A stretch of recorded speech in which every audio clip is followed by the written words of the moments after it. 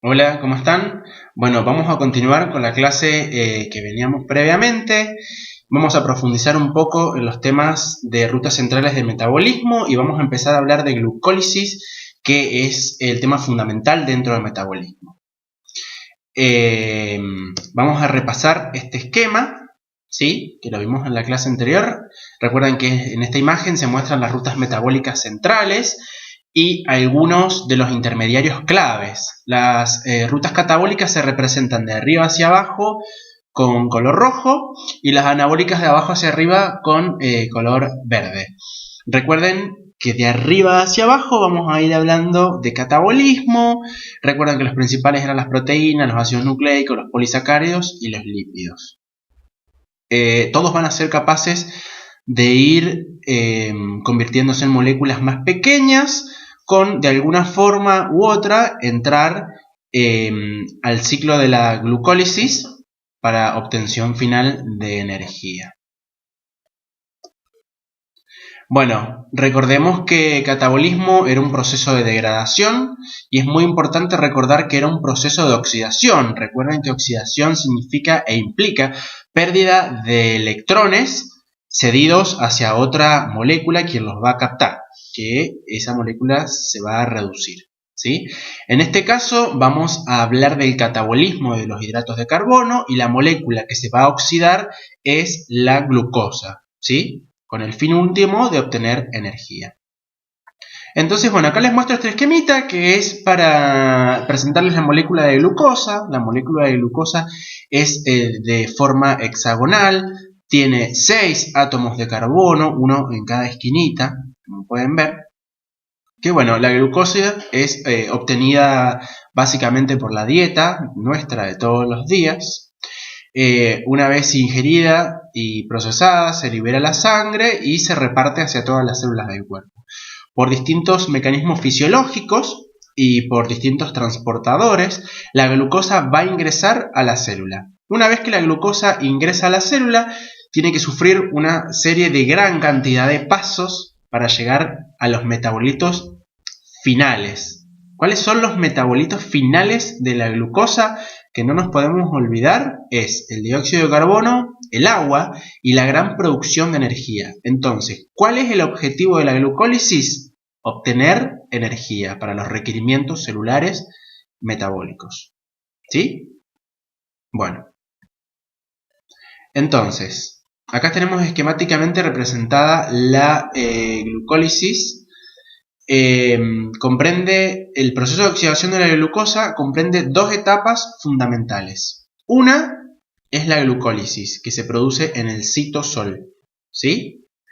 Y la otra es la respiración celular, que nada tiene que ver con la respiración pulmonar.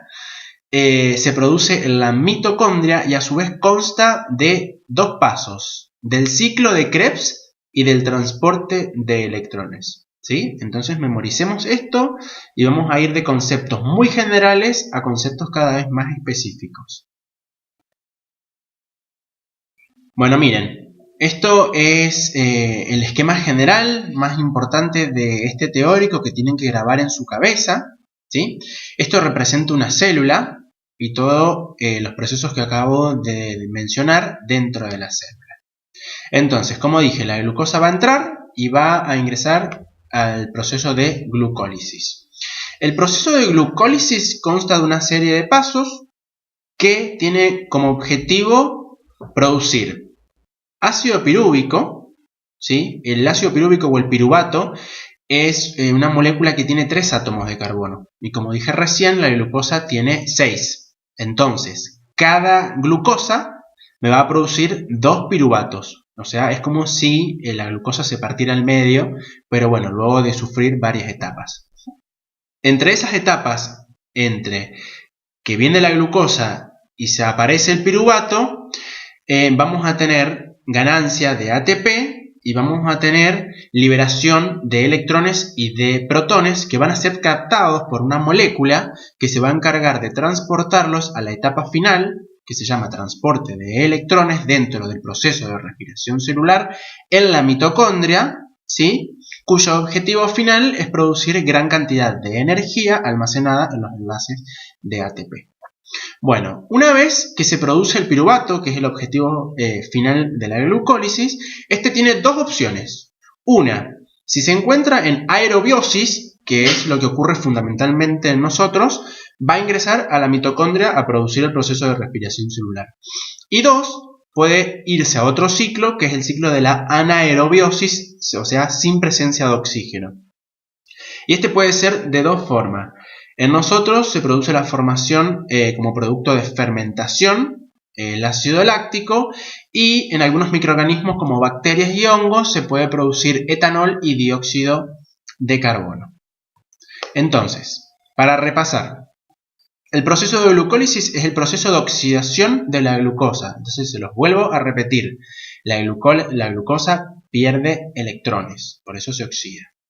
Ocurre en el citosol y es indiferente de la presencia de oxígeno, o sea que puede ocurrir tanto en aerobiosis como en anaerobiosis. Y los productos finales y más importantes que debemos recordar de la glucólisis son la producción de ATP, que van a ser pocas moléculas, y de ácido pirúvico o de piruvato. Recuerden que de cada molécula de glucosa vamos a producir 2 moléculas de piruvato. Además, se van a liberar unas escasas moléculas de ATP y electrones y protones captados por esta molécula que se llama NAD. Es muy importante en todo este ciclo. La función del NAD va a ser básicamente reducirse. ¿Se acuerdan como dije en el primer teórico que las reacciones de óxido-reducción siempre se producen juntas? Aquí quien se oxida es la glucosa, o sea, quien pierde electrones es la glucosa, y quien se va a reducir y los va a captar es el NAD, que va a pasar de llamarse NAD a NAD reducido. Como les dije anteriormente, la función del NAD es transportar todos esos electrones a la etapa final de la respiración celular en el transporte de electrones, donde se va a producir una cascada que vamos a ver en los teóricos que sigue, con el objetivo final de producir mucha más cantidad de energía que en esta primera etapa. ¿Sí? Estos cuadritos lo pueden ver, resume los que le comentaba recién sobre si el piruvato entra en aerobiosis o entra en anaerobiosis. Bueno, este es un esquemita general para ir grabándolo en la cabeza desde el proceso inicial al proceso final de la glucólisis. Entonces, la glucosa va a entrar en un proceso de oxidación que consta de 9 pasos secuenciales, cada uno catalizado por una enzima específica. ¿Sí? Bueno, como pueden ver acá, así como se produce desde la etapa inicial hasta la etapa final, aquí adentro hay 9 pasos que ahora se los voy a mostrar. Y pueden ocurrir en la glucólisis dos cosas, ganancia de ATP o pérdida de ATP. La primera etapa hay pérdida de ATP y la segunda etapa hay ganancia de ATP. Pero el balance neto es una ganancia de ATP más electrones y protones captados por el NAD. ¿Ven? Este es el proceso de reducción del NAD. Ahí viene el NAD, capta los electrones y protones producidos por cada una de las etapas y se va en forma de NAD reducido hacia la etapa final dentro de la mitocondria. Bueno, y este es el esquema general de la glucólisis, de los 9 pasos. No se asusten, parece un poco complejo, pero no es tan complejo. Ustedes lo pueden leer del libro de Curtis, donde se les explica el paso a paso. Yo no quiero confundirlos ahora, ustedes pueden leerlo más tranquilo. Pero bueno, les voy a dar las ideas generales. Este proceso de glucólisis consta de 9 pasos, ¿sí? El paso inicial es la glucosa, que tiene 6 carbonos. Y el paso final es el piruvato, que tiene 3 carbonos. Entonces, ¿qué vamos a tener en cuenta? Como les dije al principio, que de una molécula de glucosa vamos a obtener 2 de piruvato. ¿Sí? Hasta aquí vienen todos los metabolitos intermedios y cada proceso, digamos cada paso, está trabajado por una enzima en particular, cada una distinta, ¿no? Cada metabolito tiene un nombre particular específico. Por ejemplo, en el primero pasamos de glucosa a glucosa 6-fosfato. Hay una enzima que se llama la glucoquinasa, cuya función es fosforilar la glucosa. Este paso tiene como particular un gasto de ATP, ¿sí? Que es el paso 1. Al paso 3 sucede lo mismo, hay gasto de ATP. Entonces, en todo el proceso de glucólisis vamos a tener pérdida o gasto de 2 moléculas de ATP, que es lo que vamos a tener en cuenta.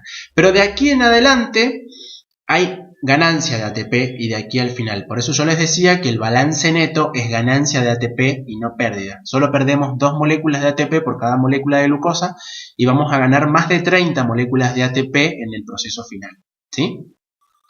Vean que después del paso 3 ya la glucosa se parte al medio, ¿sí? Y vamos a empezar a contar por 2.